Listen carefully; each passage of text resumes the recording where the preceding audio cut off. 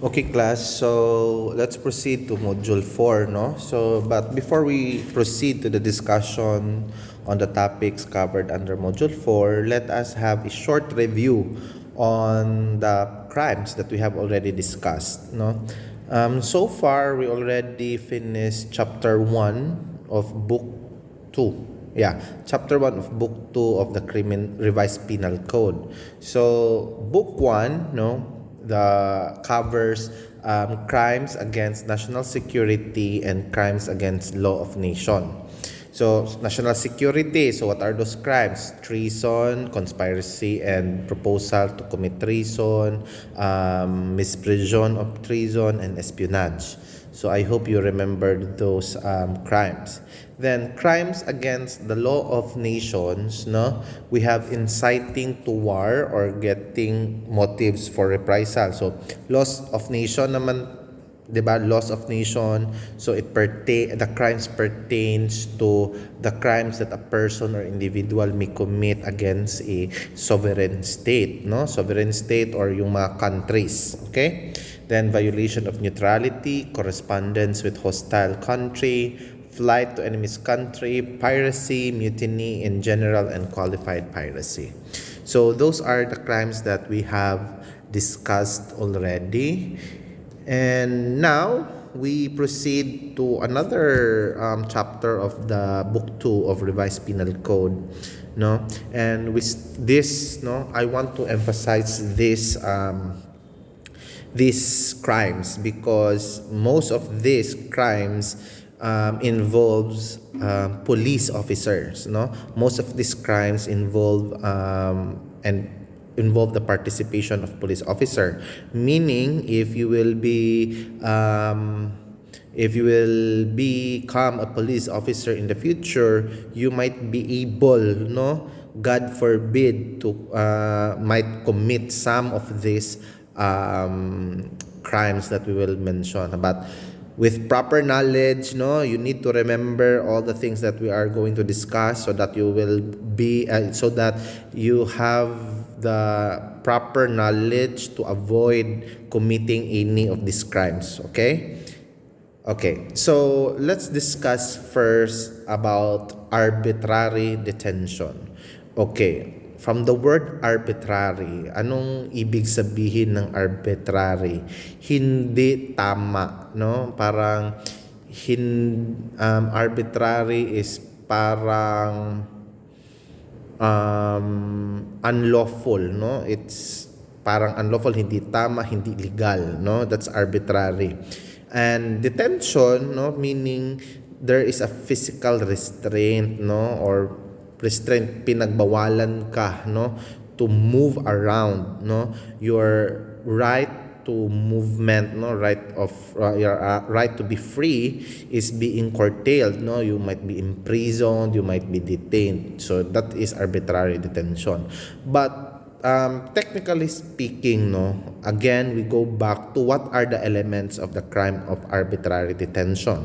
We have 3. So you need to familiarize this. Okay? So first is that the offender is a public officer or employee. Okay? Public officer or employee whose official function or duties include the authority to make arrest and detain person, and who has jurisdiction to maintain peace and order. Okay? From that definition alone, clearly it pertains to the police officers, no? Kasi yung mga police officer naman ang may karapatang umaresto at mag-detain, no? To imprison. You say prisoner, no? For your information, prisoner, if the person accused of committing a crime has already been adjudged, no? Parang may verdict na guilty siya, so prisoner. But if the person is held in custody for the purpose of undergoing a trial, no, or for whatever reason he or she is being detained without final judgment, then he is termed or he is called as detainee. Okay, you need to remember that. Prisoner, may final verdict na from the court. Detainee, hindi pa nahatulan. Okay? Now, Public officer. So, sino yung mga public officer? Anyone, officer and employee. So, anyone who works in the government. No? Ako, as a elected official, is considered a public officer. A teacher is a public officer. Teacher from a public school, I mean. Government employees from DSWD, PNP, or whatever government agency, they are considered public officer. However, for a person to be held guilty of committing arbitrary detention, this public officer or employee must have and should have the official duty of arresting and detaining. So yun, it pertains primarily to our PNP, no? PNP personnel or the military. Kasi parang yung mga military naman, they also have the power to arrest and detain. So, yun ang first element. So, yun nga, sabi ko, these are the crimes really that affects police officers. Now, the next crime is, the next element of the crime of arbitrary detention is that he detained a person, obviously, no? How can you commit arbitrary detention without detaining a person? Physical, actual restraint. Okay? You don't need na napusasan, hindi ibig sabihin na pinusasan mo, yun lang ang actual restraint. Kinulong mo sa kwarto, kinulong mo sa opisina, kinulong mo kahit saan, may posas o wala man. Basta yung freedom to move, no? Yung freedom niya para ano ba yung Tagalog ng move, no? Basta freedom to move or no is being curtailed, no? Pinagbawalan mo siyang lumabas, pinagbawalan mo siyang gumala, pinagbawalan mo siyang gawin the ordinary things that a person can do. It should be actual, no? Hindi lang constructive, kasi in constructive restraint parang I will not discuss anymore because it involves a jurisprudence and it's beyond your level pa. Basta actual restraint. Okay, actual restraint. Just imagine someone or a police officer putting someone in jail, okay? So yun ang first two element. And the third element is that the detention, no? The detention was without legal grounds. So parang kinulong mo lang ang person for nothing, no? Kinulong mo ang person for reasons that are not provided by law. Okay? That is arbitrary detention. So sir, ano bang mga laws or ano ba ang legal grounds for a person, for a police officer for a police officer to detain a person? Okay? There are two grounds lang, legal grounds. First is if a person is caught in flagrante delicto, criminal procedure. I hope you already finished your criminal procedure, no? But if you have not yet finished your criminal procedure, then it's okay. You just remember in flagrante delicto, okay? Or you caught someone, no? You caught someone with committing a crime, no? If you caught someone actually committing a crime, then you have the authority to detain that person. Okay? So yun, yung one of the legal grounds, no, of detaining a person. Second, if the person who is mentally insane and is physically violent. Yung mga violenteng sira ulo. Okay? Yung may sakit sa ulo, may sakit sa utak na mga violente. Even though technically speaking, no, if you remember your criminal law 1, no, insanity is an exempting circumstance. So even though they are technically cannot commit a crime because of their insanity, but they can still be detained in order to protect and maintain the safety of the people in the area. Okay? Those are the two grounds. But based on your module. However, we also include detainee through the virtue of a valid warrant of arrest. Okay? So, pag may warrant of arrest, kahit hindi mo siya nakikitang gumawa ng kasalanan, then he or she can be detained in your prison cell. Okay? The in flagrante delicto in flagrante delicto is one of the warrantless arrest, no? So na-confuse ako kasi I'm sorry again because I need to correct your module. Because your modules provide that there are two grounds, no, which is wrong. Okay, which is wrong. Ang sabi dito, what are the legal grounds, no? Commission of a crime and violent insanity. So commission of a crime, no, should be divided into two.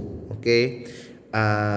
Commission of the crime, you can detain a person through a warrantless arrest. Okay, warrantless arrest and by virtue of a warrant. Okay, so yun, commission of a crime should be specified, warrantless arrest and with warrant. Kasi in warrant, hindi naman ibig sabihin na nakakommit ka ng crime, pwede ka nang i-detain, no? It should fall within the general rule is that if you commit a crime, there should be a warrant. But if there is no warrant, no, then there are exemption. This includes the warrantless arrest. Okay, so these are the things that you need to remember. Kasi for example, no, I just want you to be technical about it because you will become a police officer and you should know about this. And you need to discuss this in your criminal procedure. I hope your criminal procedure professor will discuss thoroughly on this. Okay, like for example, okay, person A killed person B. Okay, but as a police officer, you have not witnessed the killing, no, but there are witnesses to the alleged crime. However, no, ikaw na police officer ka, nakita mo si A, no, who was accused of killing person B, no? Can you arrest him? No, you cannot arrest him automatically, no? Kasi it does not fall in the exception of the warrantless arrest, no? You need to get a warrant first, no? Kasi you were not able to see it, no? You were not able to see it. You did not caught the person A caught in the act. Hindi mo siya na-caught in the act of killing person B. So hindi siya covered under the warrantless arrest. So and if it is without warrant, dinakip mo si A without warrant because may nagsumbong sa opisina ninyo, sa police station ninyo, no, na A killed B, no? And then after a lapse of few days, no, wala pang warrant of arrest kay A, hindi mo siya pwedeng dakpin. Okay? Let me be clear about that. Hindi mo siya pwede dakpin. So the commission of a crime is misleading. Okay? I want to correct that because I don't want my students not to know what are the correct terminology because we are in the study of law. We should be specific. Okay? Okay. I hope you understand, no? I hope you understand that not all commission of crimes all person who committed crimes can be automatically be detained. No. There should be a warrant, and in the absence of a warrant, then there's what we call warrantless arrest. Okay? Warrantless arrest. So what are these warrantless arrest? They are under the rules of court, no? The rules of court provides for this warrantless arrest. Under Rule 113, Section 5. Okay. So I hope, no, in your criminal procedure, you will remember my discussion on this. But I will just browse through the warrantless arrest. Okay. Number 1, under Rule 113, Section 5, when in presence of a policeman, no, the person to be arrested is actually committing or is attempting to commit an offense. This is in flagrante delicto. Okay? So yun.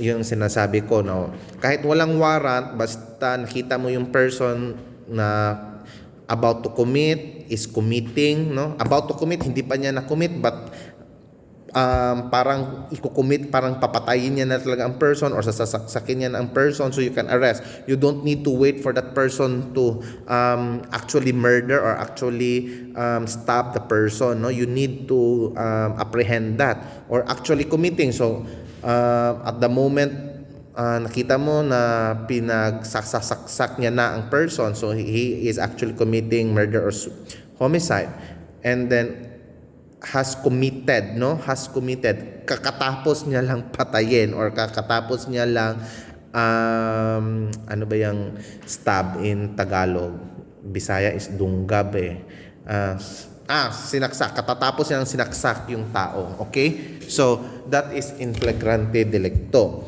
And then the second warrantless arrest is that when an offense has just been committed and he has the probable cause to believe based on personal knowledge of the facts or circumstances that the person to be arrested has committed it. This is the hot pursuit. Okay? Okay, what is hot pursuit? For example, no, A stab B. Okay? Sinaksak ni A si B. A stab B. Then C saw it. Okay? And then when after A stab B, A rode a Toyota Hilux pickup with a plate number 1234. And then so A rode the Toyota Hilux with a plate number 1234, a black Hilux, and he is traversing the national highway. Then C called the police officer, no, and informed that there has been a murder or a homicide that has been committed, no, and then the person or the perpetrator who committed the crime is riding a black Hilux with a plate number of 123. Then the police officer and this person A is traversing the national highway. Then the police officer can route the patrol car and find and look for that black pickup. That is hot pursuit. Okay, but the time element is essential. Okay, the time element is essential. When you reach your criminal procedure class, no, there is also what we call continuing crimes. But I will not confuse you, no? Basta remember in flagrante delicto, remember hot pursuit rule. And then when the person to be arrested who has escaped the penal establishment, so that is warrantless arrest. So yung mga tumakas na mga prisoner. Okay? So yun lang ang yun lang ang na-provide ng rules of court. However, there are other rules, no, about arresting. So the stop and frisk rule, no, ibig sabihin na pag may pagdududa, no, may pinagdudahan ka na bad elements, okay, like for example you saw someone acting strangely, no, and the strange actions pertains to an element of a crime, you can stop and frisk, pwede mong kapkapan, and then if you find some illegal, then you can arrest that person. So that is also a topic on criminal procedure on warrantless searches. Okay, but I just want you to focus muna on the illegal detention. Okay, arbitrary detention. Okay, arbitrary. Kasi iba yung illegal detention sa arbitrary detention. Okay, so we have what are the legal grounds to detain? Again, you through a virtue of a warrant, or if not by virtue of a warrant, through a valid warrantless arrest. Okay? Valid warrantless arrest, in flagrante delicto, hot pursuit, and those prisoner is who has escaped the prison. Okay? The prison facility, yun pwede nyo silang takpin without warrant and they can be validly detained. Or those physically violent, mentally ill people. Okay? Those are the three grounds for you to validly detain a person. Absence of these three will make you guilty as a police officer, will make you guilty of the crime arbitrary detention. Okay. Now, I mentioned earlier about illegal detention. What is illegal detention? Same with arbitrary detention except for the first element. 'Di ba? Sabi natin, ano ang first element ng arbitrary detention? That the offender is a public officer or official whose function is to arrest or detain a person. So, ang illegal detention naman is committed by a private individual or a public officer or employee whose official function does not include the power or authority to arrest or detain. Okay, yun lang ang pinagkakaibahan or yun lang ang kaibahan ng illegal detention from arbitrary detention. The other elements are the same.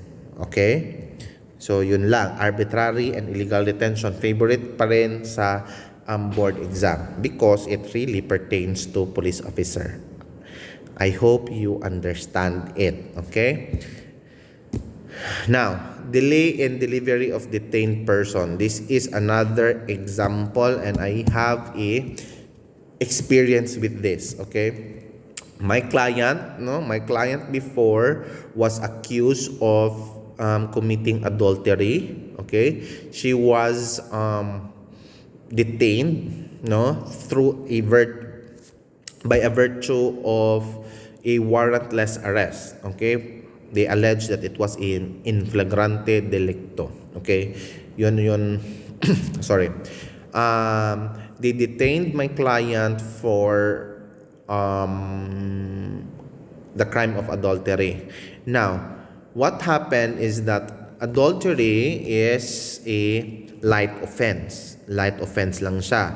So, dapat, if light offense lang, you cannot detain the person forever. No? There should be a limit to your detention. Hindi ibig sabihin na valid yung pagkadakip mo, you'll just detain that person forever. That is contrary to law. So, under this Article 125, that there's a police officer is guilty of delay in delivery of detained person if